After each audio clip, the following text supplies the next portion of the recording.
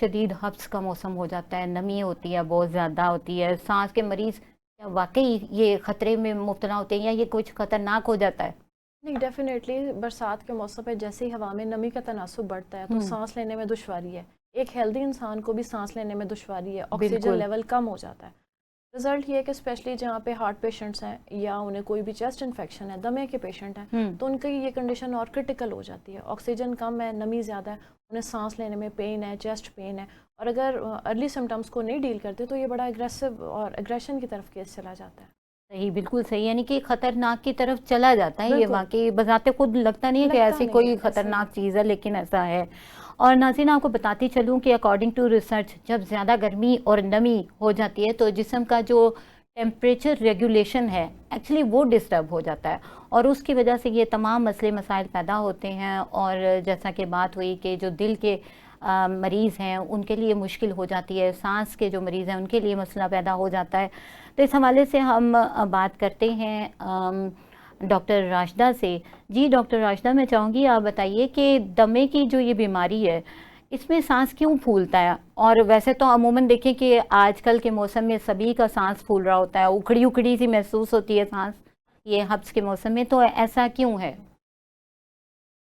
Actual में बरसात के मौसम में ह्यूमिडिटी बढ़ जाती है, तो उसमें एलर्जीज वगैरह हो जाती है, पोलन आ जाते हैं ह्यूमिडिटी में, और एलर्जीज, गर्दो गुबार, तो ये चीजें हैं जिसकी वजह से जो अस्थमा का पेशेंट है उससे ज्यादा सांस उसका जो है फूलना शुरू हो जाता है। सही, बहुत ही सही और मुख्तसर अल्फाज में आपने बताया कि दमे के जो बीमारी है वो चूँकि एलर्जेंस वाकई बहुत ज़्यादा फ़िज़ा में होते हैं और इसके साथ ही साथ क्या होता है कि फ़िज़ाई आलूदगी तो है ही, लेकिन उसके साथ क्या होता है क्योंकि दमा का जो पेशेंट है ऑलरेडी उसकी जो एयरवेज होते हैं उनमें इन्फ्लामेशन होती है और उसकी वजह से उस हसासियत की वजह से वो पेशेंट ज़्यादा मुतासर होता है और सांस फूलने लगती है। और आम पेशेंट के साथ भी ये मसले मसाइल, आम इंसान के साथ भी, पेशेंट तो पेशेंट है, आम बंदे के साथ ये मसले हो रहे होते हैं कि वो खांसी भी आने लगती है, खड़खड़ाहट सी महसूस होने लगती है सांस में और सांस फूलने के जो है मसले मसाइल होते हैं। तो इस तरह के मसले किस रात में ज़्यादा समटाइम महसूस होता है, समटाइम दिन की जब बहुत ज़्यादा हवा रुकी होती है और उस वक्त इस किस्म की सिचुएशन फील होती है। तो इस हवाले से हम जानना चाहेंगे कि किस किस तरह से जो है वो बेटरमेंट लाई जाती है। तो चलते हैं डॉक्टर सहर तस्कीन की तरफ। जी डॉक्टर सहर, इस हवाले से आप थोड़ा सा मज़ीद बात करेंगी कि ये ऐसी कंडीशन पैदा हो जाए तो हमें क्या करना चाहिए? जी, जी, बिल्कुल। बिल्कुल, बेसिकली ये बहुत कॉमन है, आजकल तो बहुत ही ज़्यादा केसेज़ आ रहे होते हैं क्लिनिकल साइड पे भी दमा के। तो इसमें बेसिकली होता क्या है कि साँस की नालियाँ पहले से ही हसास हैं ऐसे इंसान की, ऐसे पेशेंट की, तो मज़ीद जो हवा में नमी है और आलूदगी है, वो मज़ीद इस कंडीशन को सीवियर बना देती है। अब आपका जो मेन क्वेश्चन था कि इससे मतलब इसमें करना क्या चाहिए? तो हम्म। कोशिश यही होनी चाहिए इस इन ऐसे दमा के मरीज़ को इन्हेलर दें उसका, और साथ ही साथ खुली जगह पे रखें, कोई मतलब खुली जगह से मुराद के कमरे की खिड़कियाँ वगैरह ओपन कर दें ताकि हवा का दरगुज़र हो, एक जो फ्रेश एयर होती है। या उसके अलावा जो है कोशिश करें कपड़े वगैरह टाइट इनके ना हो ज़्यादा, कि खुले कपड़े वगैरह पहनाएँ, और कपड़े जो हैं वो बहुत नरम कपड़ा हो, जैसे हम आजकल सीज़न के हवाले से हम पहनते हैं। तो ये कुछ प्रिवेंशंस करनी है, पहले से तो ज़्यादा अच्छी बात है, लेकिन अगर खुदा न ख़ास्ता सिचुएशन ज़्यादा क्रिटिकल होती है तो आप हॉस्पिटल लेके अपने डॉक्टर से कंसल्ट कर सकते हैं।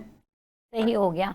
अच्छा, ऐसी कंडीशन हो रही हो, चूँकि आप माहिर ग़िज़ाइयत भी हैं, मैं चाहूँगी आप थोड़ा-सा गाइड कीजिए कि ऐसे पर्सन को फ़ौरी तौर पे हम कौन-सी ऐसी चीज़ दे सकते हैं, जिससे उसके लिए थोड़ा-सा रिलीफ़ हो सके?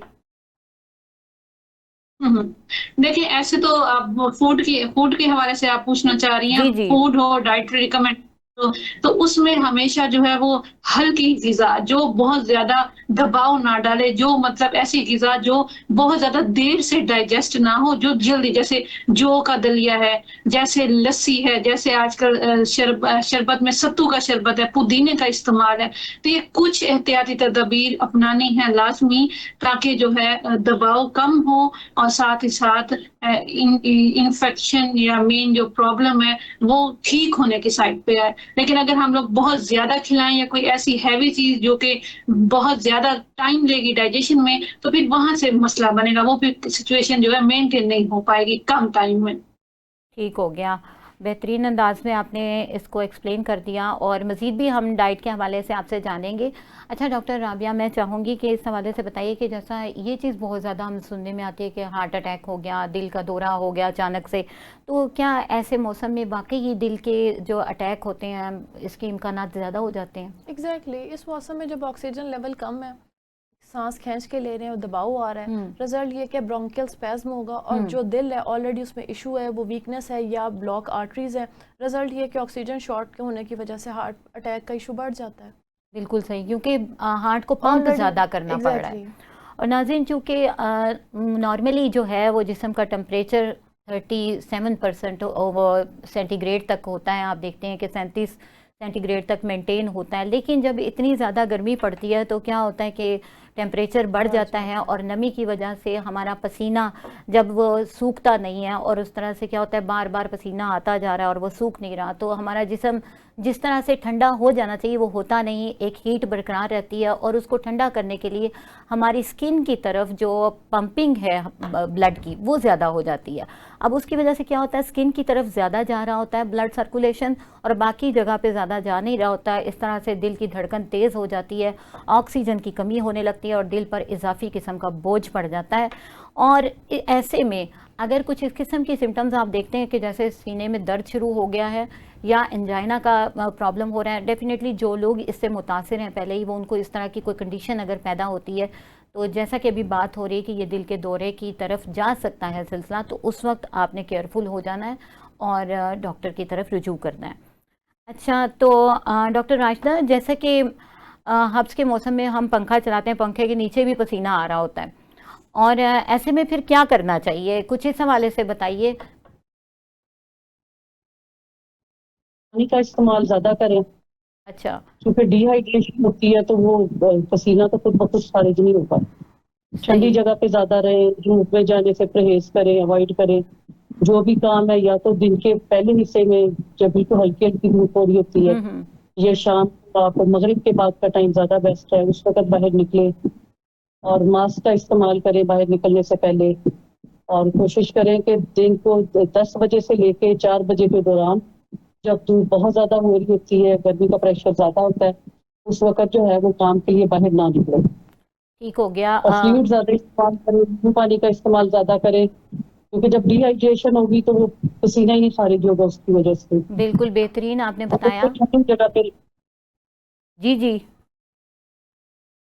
ठंडी जगहों पे खुद को रखें और फ्लूइड ज्यादा से ज्यादा इस्तेमाल करें। बिल्कुल सही कि अगर आप दिन में मुनासिब 10 ठंडक गिलास देनी पानी चाहिए। पिए, पानी का जी। इस्तेमाल और आपने आजकल बताया।